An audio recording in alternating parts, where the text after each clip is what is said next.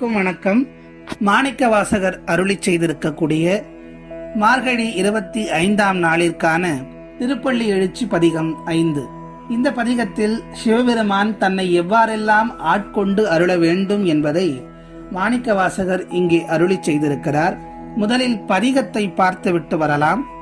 பூதங்கள் தோறும் நின்றாய் எனின் அல்லால் போக்கிலன் வரவிலன் என நினைப்புலவோர் கீதங்கள் பாடுதல் ஆடுதல் அல்லால் கேட்டறியோம் உனை கண்டறிவாரை சீதங்கொள் வயல் திருப்பெருந்துறை மன்னா சிந்தனைக்கும் அறியாய் எங்கள் முன் வந்து ஏதங்களறுத்து எமை ஆண்டருள் புரியும் எம்பெருமான் பள்ளி எழுந்தருளாயே என்பது மாணிக்கவாசகர் பரிவோடு அருளி செய்திருக்கக்கூடிய திருப்பள்ளி எழுச்சி 5ஆம் நாள் பதிகம்.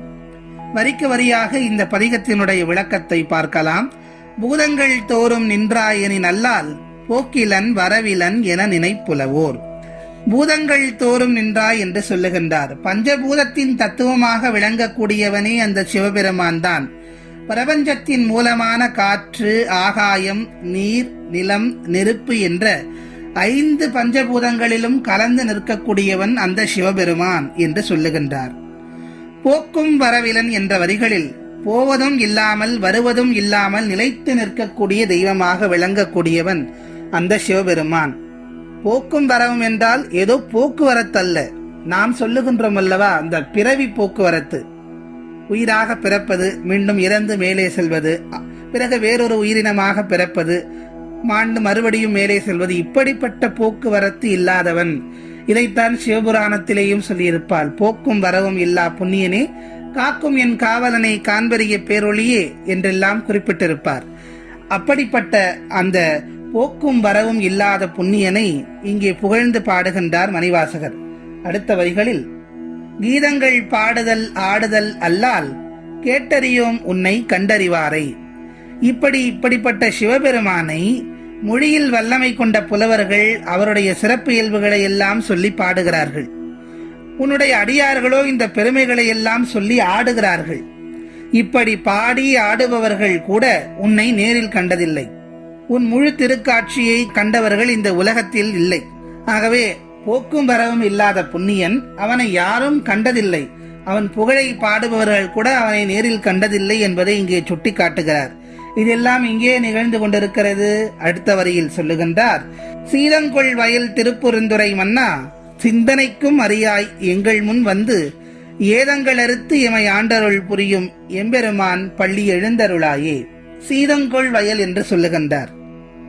ஏற்கனவே முதல் பதிகத்தில் தன் வயல் சூழ் என்று சொல்லியிருப்பாள். தன் என்றால் குளிர்ந்த, சீதங்குள் என்றாலும் வளமை மிகுந்த குளிர்ந்த என்று பொருள்.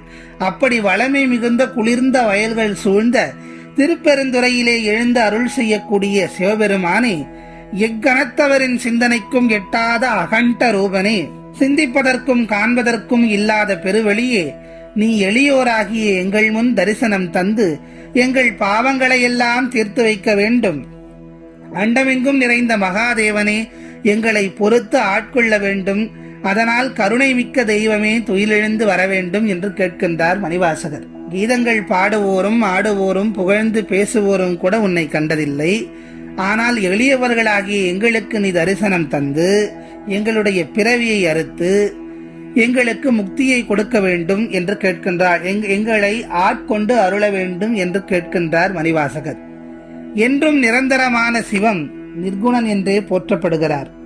குணமில்லாததால் அவருக்கு போக்கும் இல்லை, வரவும் இல்லை. அவர் நிலைத்திருக்கிறார். பிறப்பும் மறைவும் இல்லாத தன்மையால் அவரே பரமசிவம் என்றும் போற்றப்படுகிறார். அகண்ட வடிவம் கொண்ட எங்கள் சிவன் அன்பு கொண்டு அவன் தாளை பற்றி கொண்டால் எளிய வடிவாகி எழுந்தொருளி ஆட்கொண்டு விடுவார் என்பதே இப்பாடலின் கருத்தாகும். பரபிரம்மம் என்னும் ஈசன் என்னிலும் முன்னிலும் நிறைந்திருப்பதால் அது எங்கும் நிறைந்து எல்லாமுமாக உள்ளது. அதை உணர்ந்து கொண்டால் ஆன்மா சிவத்தை அறிந்து கொள்ளும். பரமசிவம் எனும் அகண்ட வடிவம் நம் ஆன்மா என்னும் சிறு குமிழிக்குள் அடங்கி இருக்கிறது. சிவத்தின் சிறிய வடிவம் நாம் என்பதால் அதன் தன்மையையும் கொண்டிருக்கிறோம். இதனால் நம் ஆன்மாவும் நிலைத்திருக்கும். மீண்டும் மீண்டும் பிறப்பெடுத்தாலும் ஏதேனும் ஒரு பிறவியில் சிவத்தை உணர்ந்து கொண்டால் அந்த பிறப்பு சிவத்தோடு கலந்து விடுகிறது. எவருமே அறிய முடியாத அவன் பேருருவை கண்டறிவது கடினம். ஆனால் கருணை கொண்ட அந்த தேவனின் இருப்பை உணர்ந்து கொண்டால் போதும், அவன் நம்மை ஆட்கொண்டு தம்முள் இணைத்து சிவலோகத்தில் நம்மை சேர்த்து கொள்வார் என்று உணர்த்தி சொல்லுகிறார் மாணிக்கவாசகர். ஆகவே நாமும் அப்படிப்பட்ட சிந்தனைக்கு எட்டாமல் இருக்கக்கூடிய சிவபெருமானை உணர்ந்து அவனுடைய தாளை பணிந்து சரணாகதி அடைந்து அவன் அருளை பெறுவோம் என்று சொல்லி மீண்டும் நாளைய திருப்பள்ளி எழுச்சி பாடலில் உங்கள் அனைவரையும் சந்திக்கிறேன். நன்றி, வணக்கம்.